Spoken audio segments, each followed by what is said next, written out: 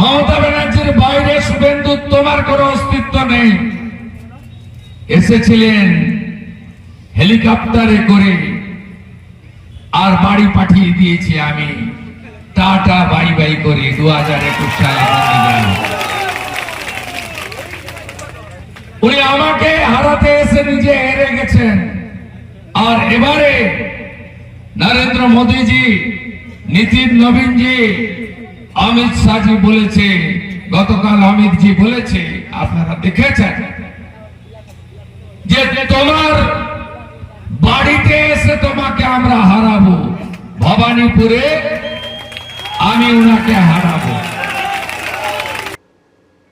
শুভেন্দু অধিকারীর মনোনয়নে বিশৃঙ্খলা, 2 ডিসিকে শোকজ করল লালবাজার। সার্ভে বিল্ডিং এর সামনে দায়িত্বে থাকা এক ডিসিকে শোকজ করা হয়েছে। অন্যদিকে হরিশ চ্যাটার্জি স্ট্রিট ও হাজরা রোডের সংযোগস্থলে দায়িত্বে থাকা আরও এক ডিসিকে শোকজ করল লালবাজার।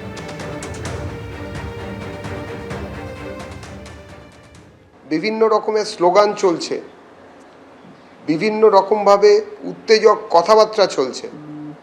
সেখানে পুলিশ কার্যত যদি নিষ্ক্রিয় হয়ে থাকে তাহলে তো প্রশ্ন উঠবেই।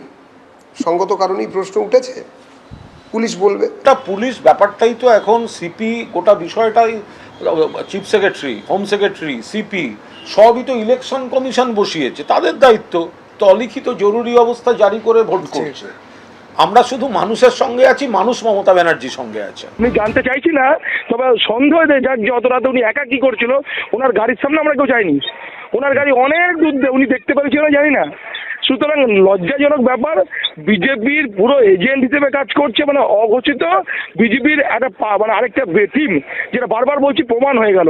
এটা লজ্জাজনক। যাবেন না পুলিশের কাছে, যাবেন আপনি? সেটা দলের সাথে কথা বলে দেখছি। তবে এটা যদি আমার মনে হয় আপনারা যদি রেকর্ডিং দেখেন আপনাদের পুরনো আপনাদের চ্যানেলে, আপনারাই বলতে পারবেন যেগুলো মানে যে আমাকে যে এফআইআর করা হয়েছে আমাদের জন্য, যে ধারা দেওয়া হয়েছে, যে আমরা কি করেছি সেখানে কতটা যুক্তিযুক্ত কতটা অবাস্তব, এইগুলো নিয়ে আপনাদেরই বলা উচিত আমার মনে হয়। তার কারণ আগামী দিনে ভারতবর্ষে মানে এই ধরনের একটা নিরপেক্ষ সংস্থা যদি কোনো পার্টির দ্বারা পরিচালিত হয়, আগামী দিন সাধারণ মানুষ বিপদে পড়বে। কমিশন বিজেপির কথা শুনে আমাদের নামে এফআইআর করেছে, সেটা আমি মনে করি এটা সংবিধানের একদম উল্টো দিক দিয়ে চলছে ইলেকশন কমিশন।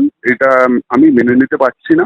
তার কারণটা হচ্ছে ওইখানে বিজেপি গন্ডগোল করছিল, বিজেপির কর্মীরা নেতারা বলছিল কি অপারেশন সিন্দুর করে আমাদেরকে গুলি করে মেরে দেবে, কিন্তু ওদের নামে একটাও এফআইআর হয়নি, একটাও কমপ্লেন হয়নি। উল্টে আমাদের যে আমরা শান্তিভাবে প্রতিবাদ করছিলাম মানুষের জন্য, আমাদের নামে এফআইআর হয়েছে। এবিপি আনন্দ, এগিয়ে থাকে, এগিয়ে রাখে।